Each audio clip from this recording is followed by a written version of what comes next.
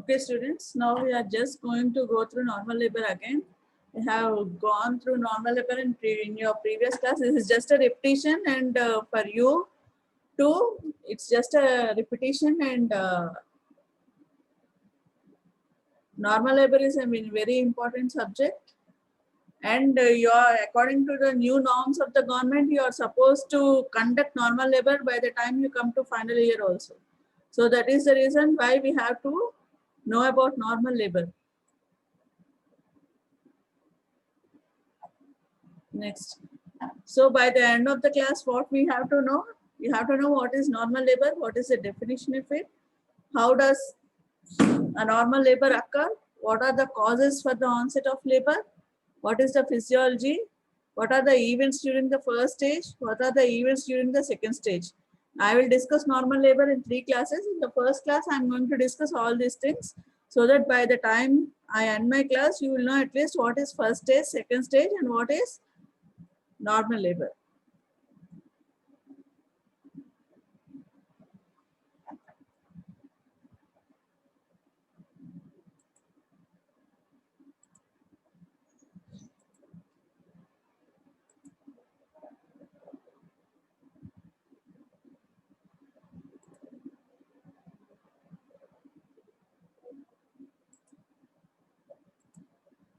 Okay. Next, what is the definition of normal labor? Anybody? So it is, normal labor is a series of events which take place in the genital organs in an effort to expel the viable products of conception. That is not only the fetus but also the placenta along with the membranes out of the womb into the vagina and from there to the outside world. This is the definition. This is a series of events which will take place in the genital organs to expel the products of conception, which includes the fetus, placenta, and all the membranes. From the womb through the vagina into the outside world is called as labor. And what are the characteristics of labor? The labor has 3 characteristics, 3 main characteristics. What is that? It is regular uterine contractions. Next is effacement and dilatation of the cervix. And what is last one? It is descent of the baby. Last one is the descent of the baby. So regular uterine contractions, effacement and dilatation, and descent of the baby. And next, delivery. What is delivery? Delivery is expulsion or extraction of a viable fetus out of the womb. What is the difference between a labor and a delivery? In a labor, it is always a normal one, that is through the vagina into the outside world. But delivery can happen not only in through a vaginal route, but also can occur through an abdominal route. Even cesarean section also comes under delivery, whereas normal labor comes under only labor, not delivery. Sorry, delivery means it can be either spontaneous vaginal or cesarean. Cesarean will never come under normal labor. So, what are the criteria for which we will call a labor normal? And always remember that normal labor term is always retrospective. Unless the labor has happened and mother and baby are safely delivered, you can never call a labor normal, because during the course of labor, anytime it can turn into an abnormal one. So labor is only called normal if it fulfills the following criteria. That is, it has to be spontaneous in onset, and with vertex presentation. There should not be any undue prolongation of the labor, and it has to be terminated naturally with minimal aids. And finally, the mother and the baby by the end of the labor, they have to be in good health. So when the labor fulfills all these criteria, then only we can call it as normal labor. And normal labor is always a retrospective term. So, and this labor always occurs after, and labor should always occur after 37 completed weeks. Next is, what is abnormal labor? Since we have seen what is normal labor definition, any deviation from the normal is always abnormal. So, what is an abnormal labor? Where the presentation is any other presentation other than vertex, or if the labor lands in complications,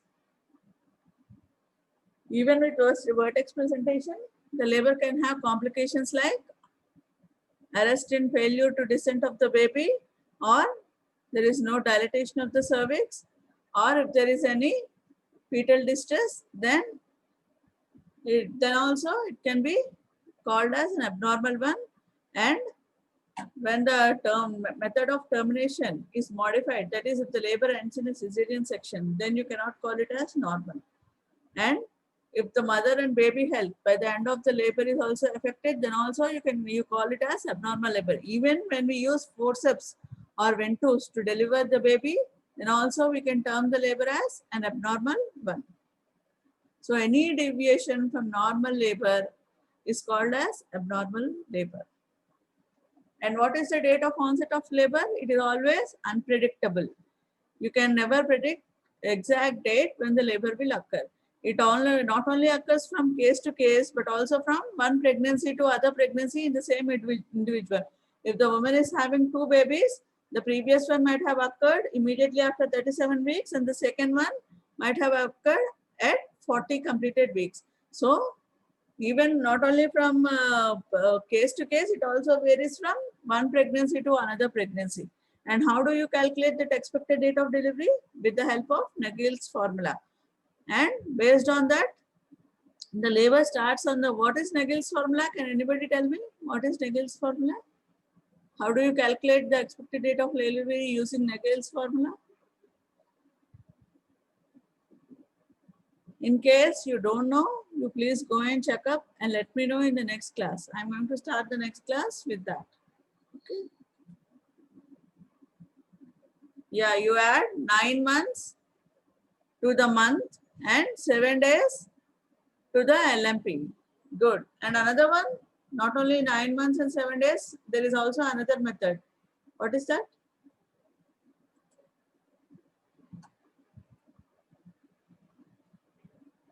Or you can either subtract. Yeah, you can subtract 3 months and add 7 days to the dates. Then also you can get the expected date of delivery. So based on that, the labor starts on the expected date with 1 week on either side in 50% of cases, 2 weeks earlier and 1 week later in 80% of the cases, with a 3-week margin, at 42 weeks in 10% and 43 weeks plus in 4% of cases.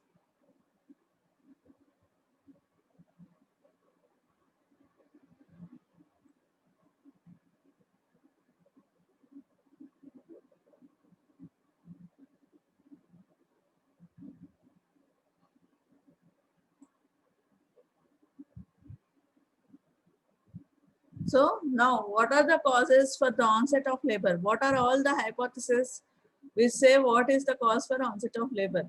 It can be uterine distension because of the stretching effect of the uterine myometrium, because of the fetus and the liquor which is present, and this uterine distension will lead to synthesis of prostaglandins, leading to onset of labor. And this uterine distension is more in case of twins and polyhydramnios, or this theory can be proved in case of twins and polyhydramnios. This uterine distension theory might hold good. Next is fetoplacental contribution. How does the fetoplacental pathway affect the uterine contractions? We will just see. Next is estrogen and progesterone hormones. The others are prostaglandins. Next is oxytocin and myometrial oxytocin receptors. And finally, neurological factors. All these will help in the onset of labor. Next is, this is how the fetoplacental cascade will act.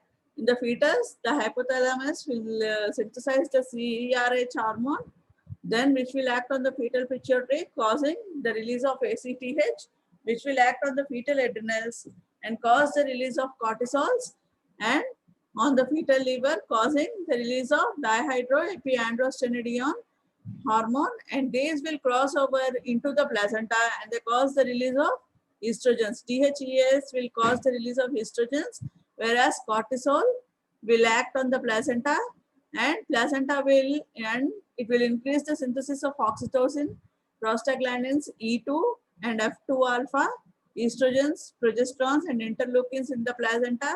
And placenta will in turn again stimulate the action of CRH hormone, which will act on the fetal pituitary, increasing the ACTH hormone. And now these, what does the estrogen and these all do? These will cross over, these will act on the mother's hypothalamus. Oxytocin will cause increase in the synthesis of oxytocin receptors, and also increases the myometrial receptors for prostaglandins and oxytocin, increases the graph junction, and increases the prostaglandin F2 alpha, and stretch receptors, the number and sensitivity of the stretch receptors is also increased. So these are all the changes that will happen because of the estrogens and the oxytocin, which is synthesized with the placenta. So this, in this way, increase in the myometrial receptors, all these factors, prostaglandins, will lead to onset of labor. Next is estrogen. How does the estrogen hormone act? This estrogen hormone will cause the release of oxytocin from the maternal pituitary, then synthesis of the myometrial receptors for oxytocin and prostaglandins. It will not only that, it will accelerate lysosomal disintegration in the amnion and the decidua.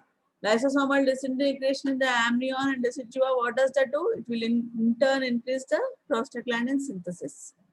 And also it will cause synthesis of myometrial contractile proteins.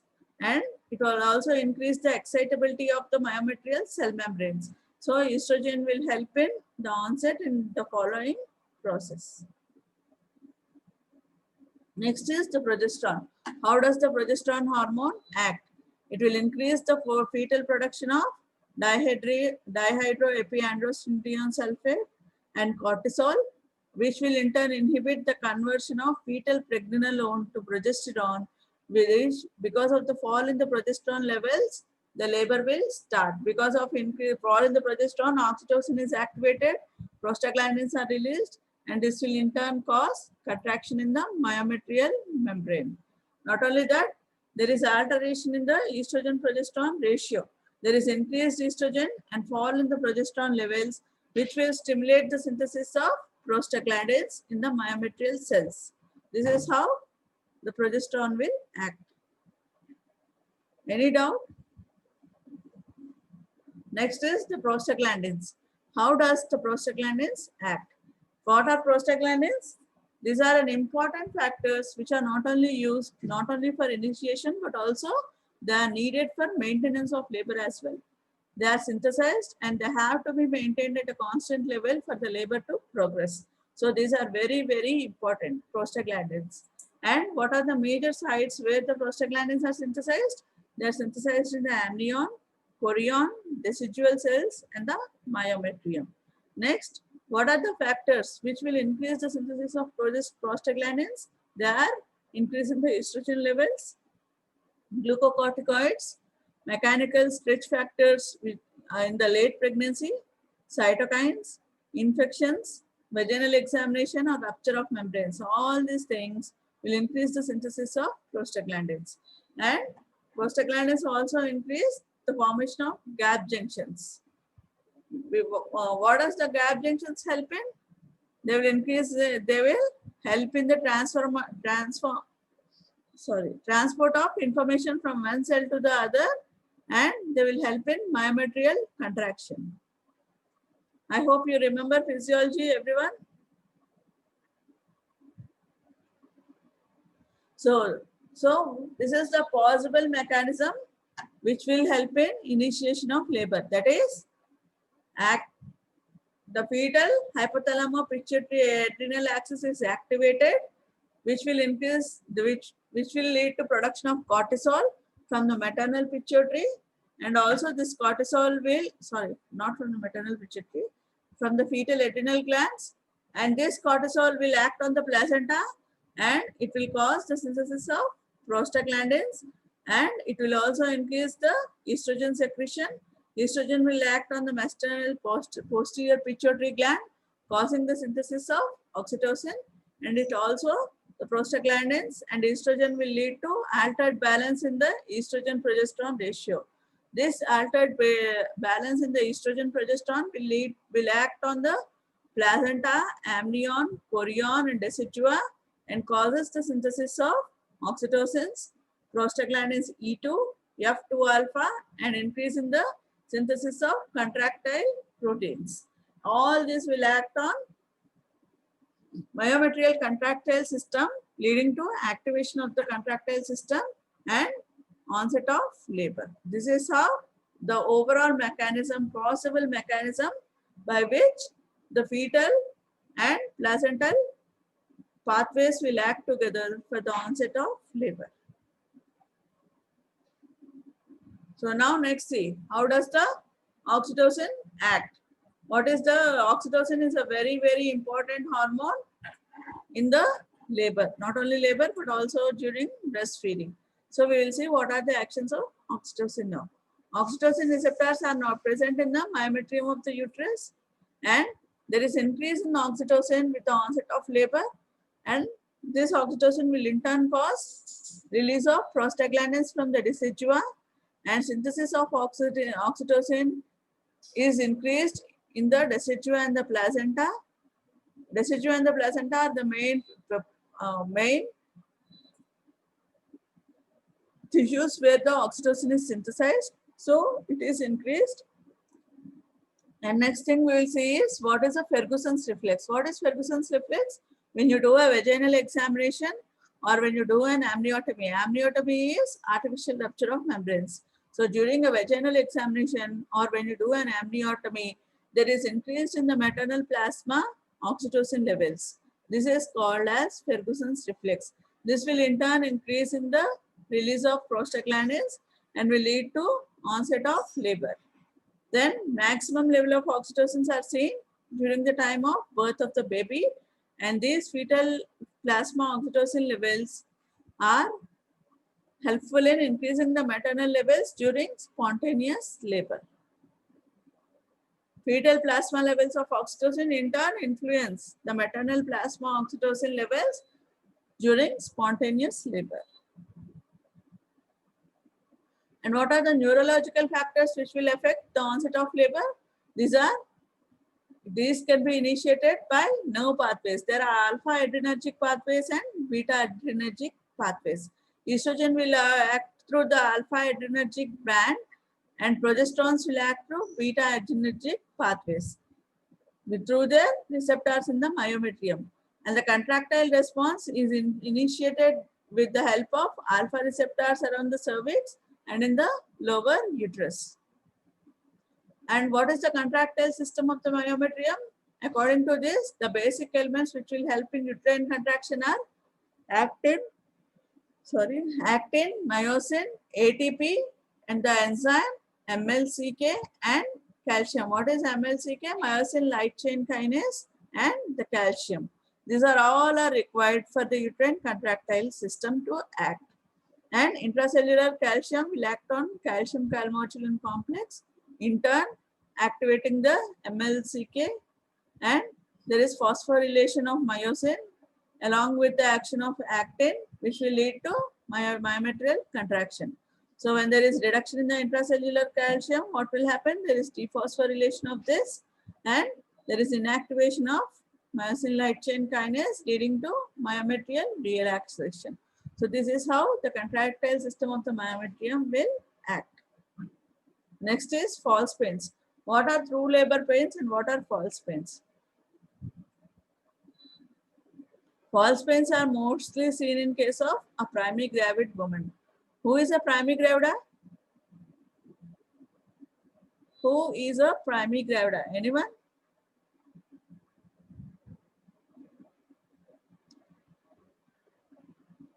Primigravida is a woman who has become pregnant for the first time. It's called a primigravida.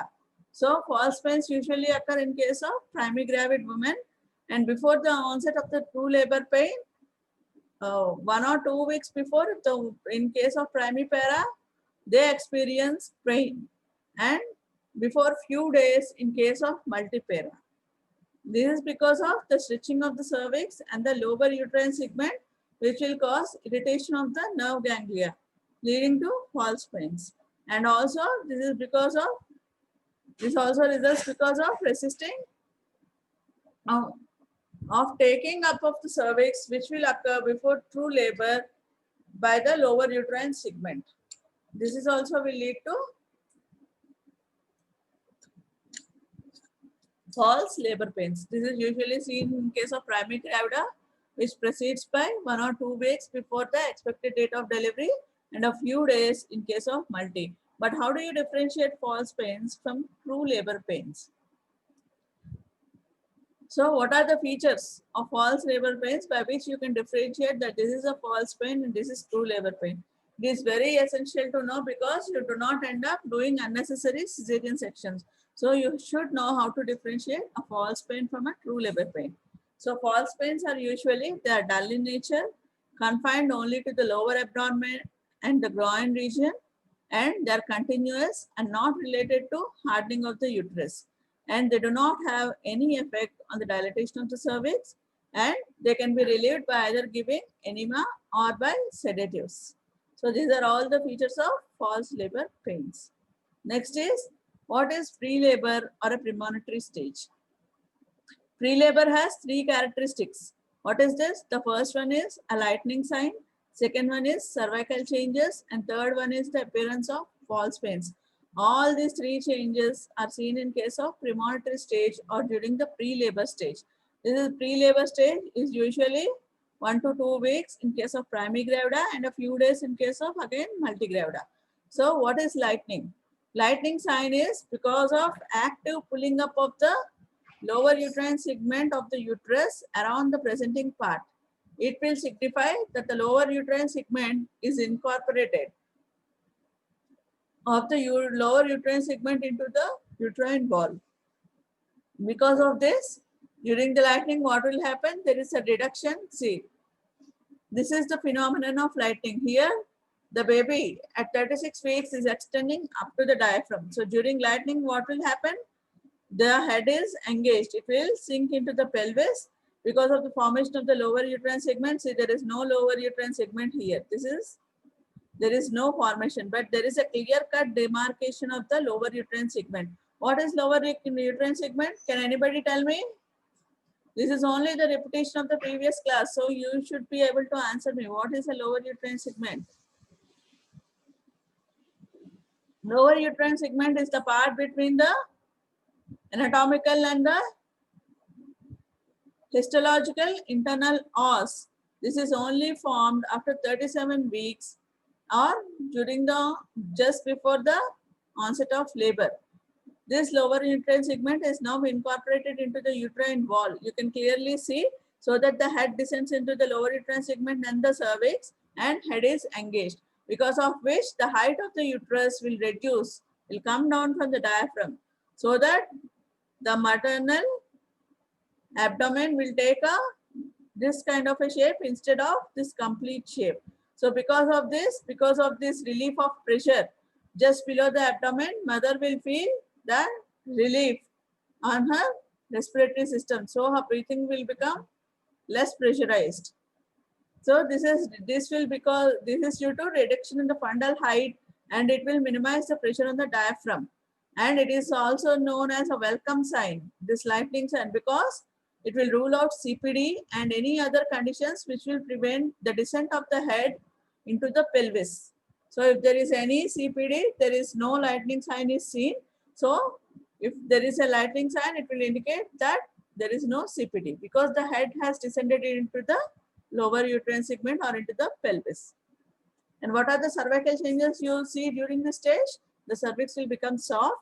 It is around 1.5 centimeters or less dilated. It will admit one finger, and there is appearance of false pains during this stage. So this is the lightning sign. And what are the true labor pains? Now, since you have seen false labor pains, true labor pains, I think you can answer me very well now. True labor pains are always painful uterine contractions which will be occurring at regular intervals, and as the time progresses, the frequency of these contractions will increase gradually. There is increase in the intensity and the duration of the contractions. it is associated with show. What is show? Show is blood and mucus. So there is show, and there is progressive effacement and dilatation of the cervix. There is descent of the presenting part with formation of bag of membranes, and true labor pains are not relieved with sedatives or enema. With the enema, true labor pains will only increase. So this is the difference between true labor pains. The main part you have to remember in true labor pains is they are painful uterine contractions, and with increasing intensity and duration, always associated with dilatation of the cervix, and it is also associated with formation of bag of membranes and not relieved with enema or sedatives. This is what you have to remember during true labor pains. And what is a labor pain during true labor pains? We will see how each of them occur during true labor pains. Labor pains are Braxton Hicks contractions or hardening of the uterus, which are seen during immediately, even during first trimester of pregnancy. We can see this Braxton Hicks contractions. But as before the onset of labor or after the onset of labor, these Braxton Hicks will increase in intensity, duration, and also associated with pain. And we can quite make out with the pain there is hardening of the uterus with change in character of this labor pain.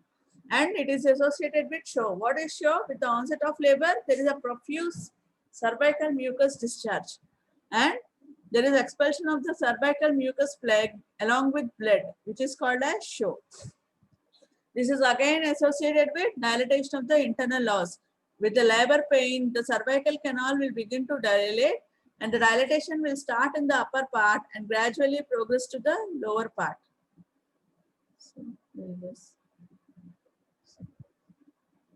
So it will start from upper to the lower part. Next, formation of bag of membranes. The lower part of the fetal membranes will bulge into the cervical canal, forming a bag of membranes. As it contains liquor which passes below the presenting part, it is called as bag of waters.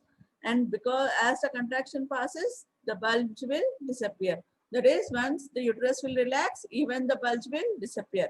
But when there is uterine contraction, you can make out a prominent bag below the presenting part. So what are the stages of labor? Let me see.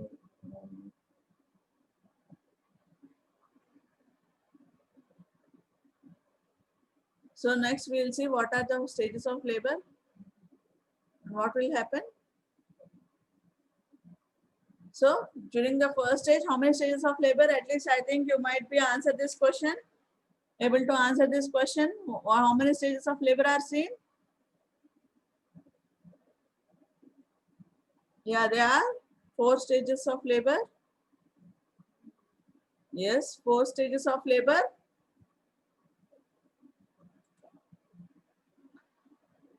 First stage is, it will start with the onset of true labor pains and ends with full dilatation of the cervix. And this is called the cervical stage of labor. The average duration of this is, it is 12 hours in case of a primigravida and 6 hours in case of multigravida. The second stage, it starts from full dilatation of the cervix to expulsion of the fetus through the birth canal.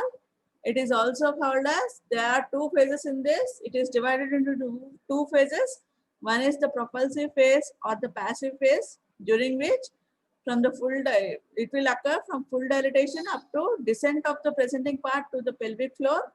And next is the expulsive or the active phase, during which the baby is thrown out by the maternal bearing down efforts. And the average duration of the second stage of labor is, it is 2 hours in case of primary and 30 minutes in case of a multigravida. The third stage is, it is expulsion of the afterbirths. That is, after it begins from the expulsion of the fetus to ends with expulsion of the placenta and the membranes. Placenta and membranes are called as afterbirths. So it ends with expulsion of placenta and the membranes, and the average duration of this third stage is 15 minutes. And finally, there is also a fourth stage, which is observation period for 1 hour after the expulsion of the afterbirth. And during this, we have to check the maternal vitals, any uterine retraction, how has the uterus retracted, any vaginal bleeding if present, you have to take a note of this.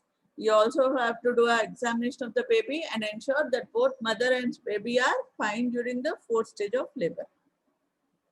Now, what is the physiology? How does a normal labor occur? During pregnancy, there is marked, you all already know that during pregnancy, there is hyperplasia and hypertrophy of the uterus. This is because of the uterine muscle enlargement. So we will see this hypertrophy and hyperplasia.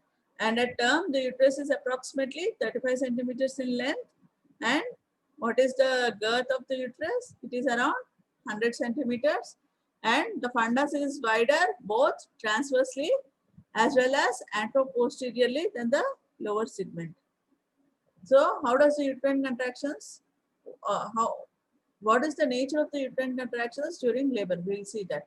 Throughout pregnancy, there are involuntary, irregular, spasmodic uterine contractions which are painless. So what is the nature of Braxton Hicks? They are irregular, involuntary, spasmodic, painless. So these are the 4 terms which you have to describe the Braxton Hicks contractions. Irregular, involuntary, spasmodic, and painless. And they do not have any effect on dilatation of the cervix. And where does the pacemaker of the uterine contractions lie? It lies in one of the ostia, from where the contraction will spread downwards at the fundal ostium. And at the onset of labor, they undergo a change in character. So what is the pattern of uterine contraction? There is a good synchronization between both halves. There is a good synchronization on both halves of the uterus and also between the upper segment and the lower segment. You see that there is a fundal dominance of contractions which will diminish gradually in duration and intensity through the midzone to the lower segment, occurring at every 10 seconds. And the wave of contraction will follow a regular pattern. The upper segment contracts for a greater time and more strongly than the lower segment. And the intraamniotic pressure during these contractions will increase up to 20 millimeters of mercury during contraction. And there is a good relaxation in between these contractions with the fall in intraamniotic pressure to 8 mm of Hg. Then how is the pain during the contraction? The pain is usually situated in the hypogastric region and it is radiating to the thighs. This is the actual region where the pain will occur. And this pain is because of hypoxia, stretching of the peritoneum, cervix, ligaments around the uterus, compression, and because of the nerves. Next is, what are the features, main features of uterine contraction? It has 4 main features. First is the tone. So how is the tone of the uterine contraction or the tonus? What is the tonus? Tonus is, it is the intrauterine pressure in between the uterine contractions, because relaxation of the intrauterine pressure is very, very important.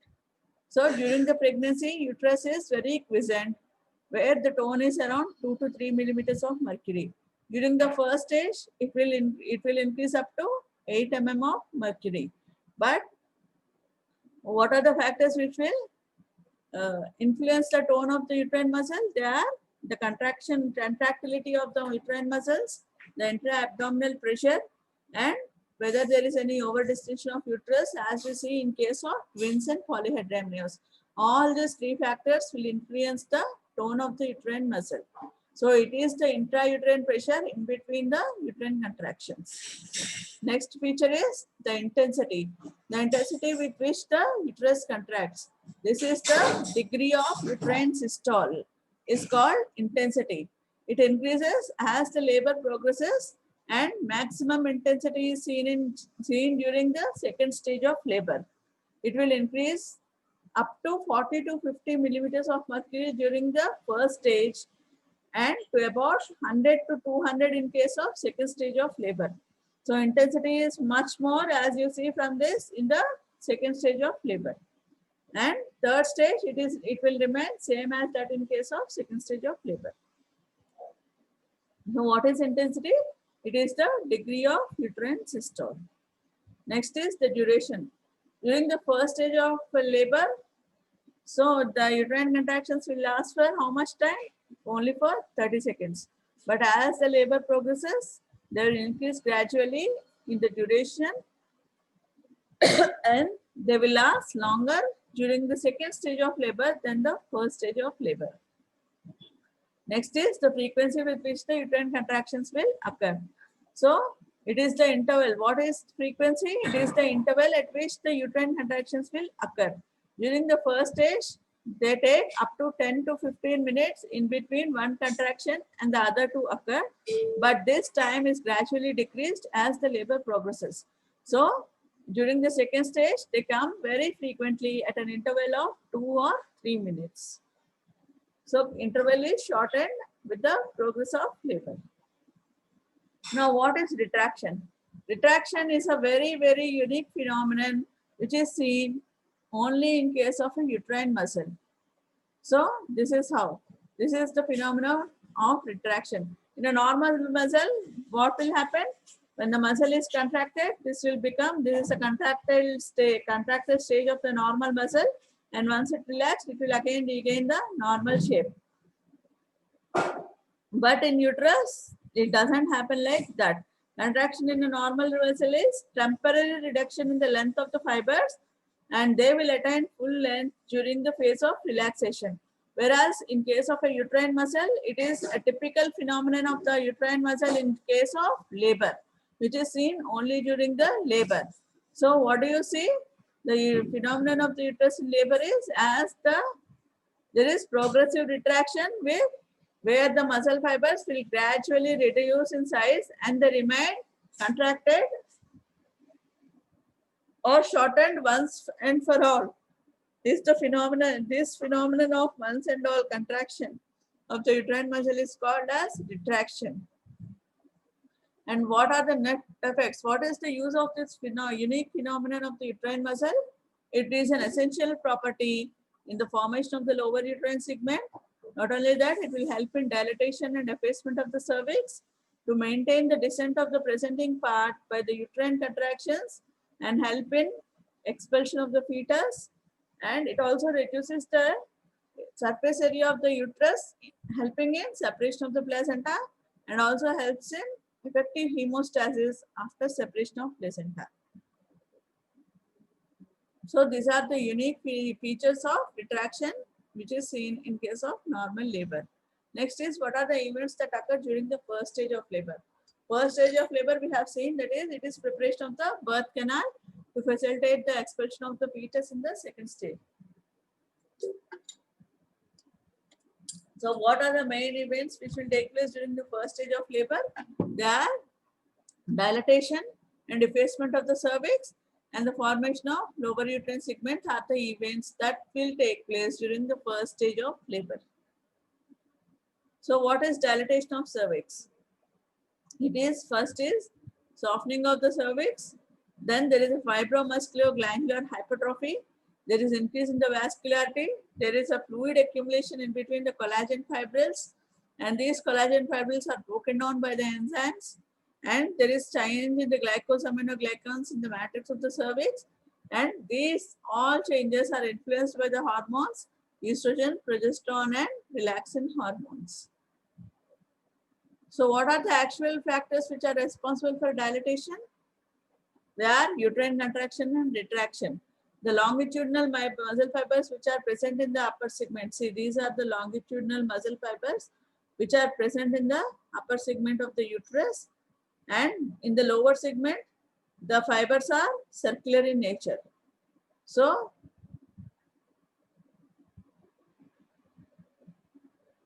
longitudinal muscle fibers are present in upper segment, which are attached to the circular muscle fibers of the lower segment and the lower segment. So these fibers are attached, the upper segment fibers are attached to the lower segment fibers in a bucket holding fashion. So what happens with each uterine contraction? Not only they are opened from above downwards, but also they become shortened and retracted like this. They are opened from above downwards. They become short and retracted with the uterine contractions. So when the upper segment will contract and retract, the fetus is pushed down into the lower segment, and the lower segment and the cervix will dilate in response to the force of contraction of the upper segment. So this coordination between the fundal contraction and cervical dilatation. As the fundus contracts, cervix will dilate. So there is a coordination in between the upper segment and lower segment, with the upper segment contracting and the lower segment and the cervix dilating. So this coordination is called as polarity of the uterus. It is called as polarity. So now next is the fetal axis pressure. During the labor, with a well-fixed head on the cervix, the fetal vertebral column is straightened. And where is the, see here, with a well-fixed head, the fetal axis corresponds with that of the maternal axis. And this will help in, it is straightened because of the contraction of the circular muscle fibers in the lower segment, and there is a strong contractions which are transmitted from the fetal podalic pole to the vertebral column to the fetal head. See, when there is contraction, the contractions are transferred from the podalic pole to the vertebral column to the fetal head, and this fetal head in turn will stretch this lower uterine segment. So that is called as fetal axis pressure. This is absent in case of transverse lie, and with each progressive contraction and retraction of the upper segment, the lower segment will become thinner, shorter, and wider with dilatation of the cervix. Next is the bag of membranes. The membranes like amnion and chorion are loosely attached to the decidual lining except at the internal os. So during vertex presentation, there is a girdle of contact. See, this is the girdle of contact between the fetal head and the lower uterine segment. This is called girdle of contact. In vertex presentation, there is a girdle of contact of the head being spherical, and it is fixed to the lower uterine segment well.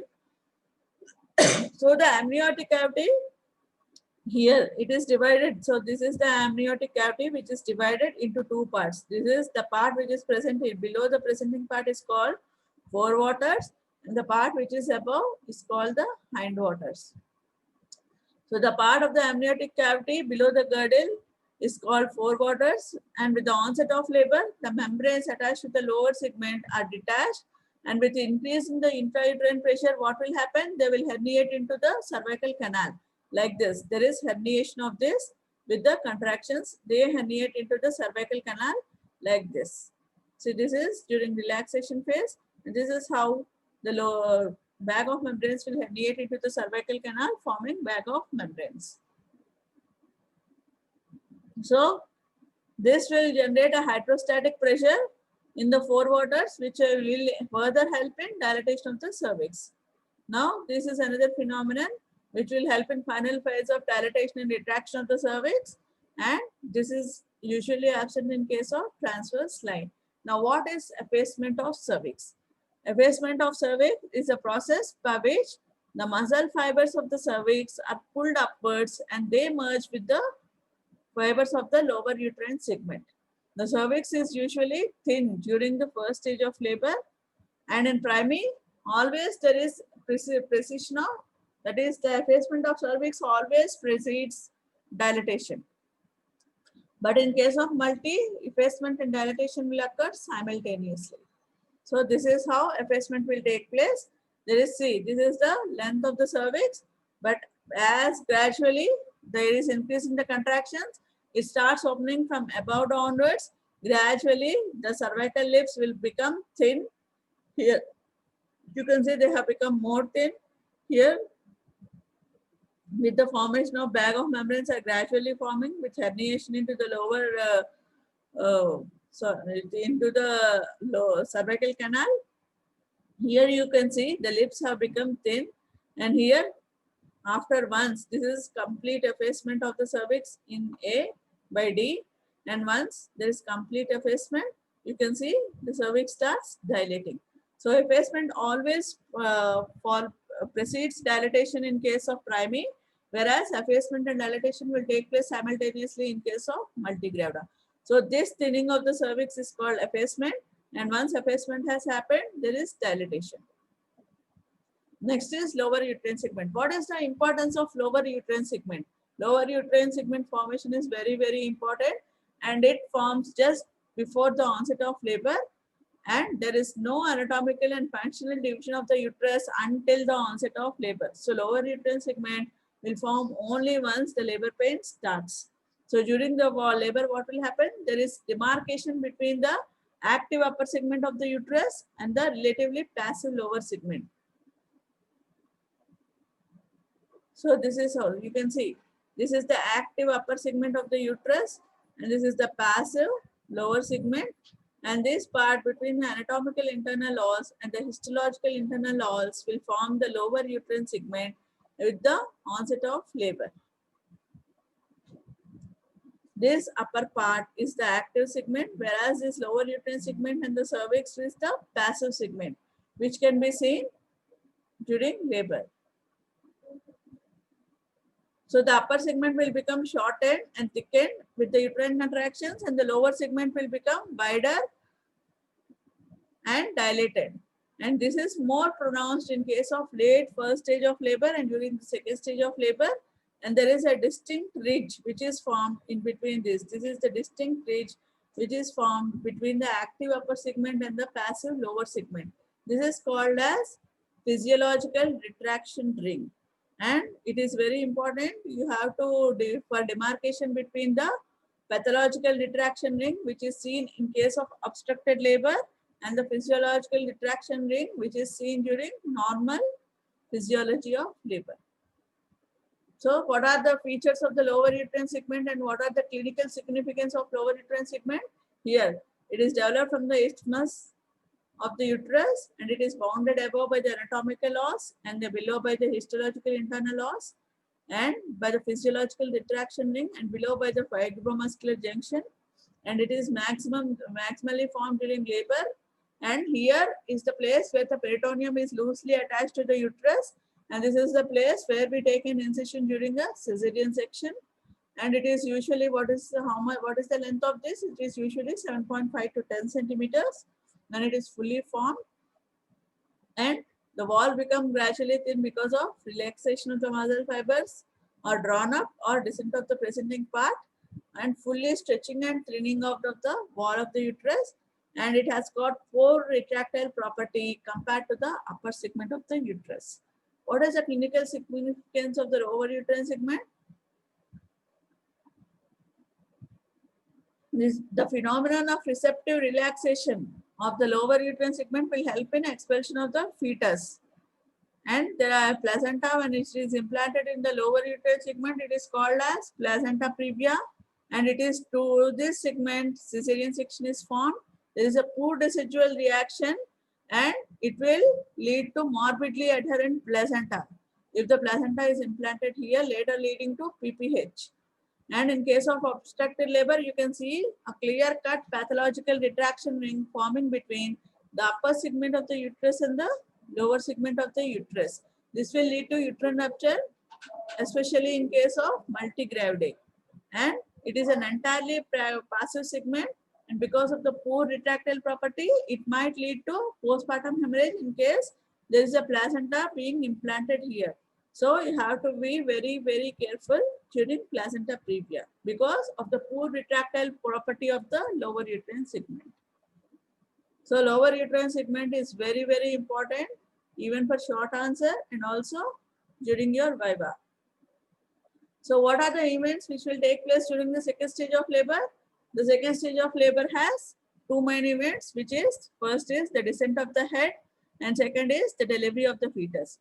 It is divided into two phases, the propulsive phase, which is the passive phase, where from full dilatation there is descent up to the pelvic floor, and second is the expulsive or the active phase, during which the baby is expelled outside from the mother's womb to the outside world because of the maternal pushing efforts.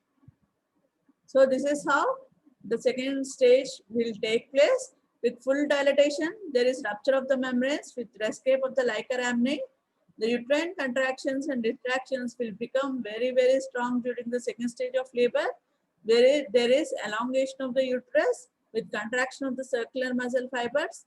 And because of the downward thrust by the uterine contractions, which are also supplemented by the abdominal wall muscles, these contraction of the abdominal wall muscles as well as uterine muscles are called bearing down efforts of the mother. So with the help of the bearing down efforts, the baby is pushed outside. And once the baby is pushed outside, there is retraction of the uterus. With retraction, the delivery of the fetus gradually is accomplished against the resistance which is offered by the pelvic floor muscles. And once the uterus is expelled, once the baby is expelled, the uterine cavity will become permanently reduced because of the phenomenon of retraction, which is uniquely seen in case of uterus. So, in the next class, I'll be talking about the mechanism of labor. So we have seen what is first stage, what is second stage of labor. If you have any doubts, you can ask me. Any doubts up to now? We will see what is the third stage of labor and how the labor mechanism of labor. What are the various movements which will occur in the next class? So you can tell me now. Any doubts?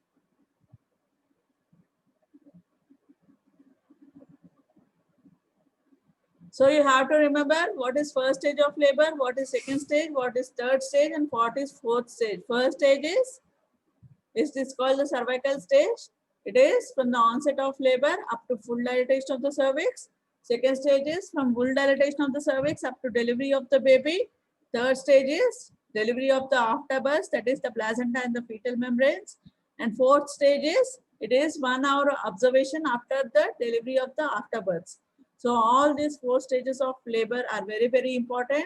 And you have to remember even the events which take place in each stage of labor. Okay, then I am ending my session. In my next session, I'll be talking about the third stage of labor and the mechanism by which the labor will occur. Okay, students, have a good day and all the best.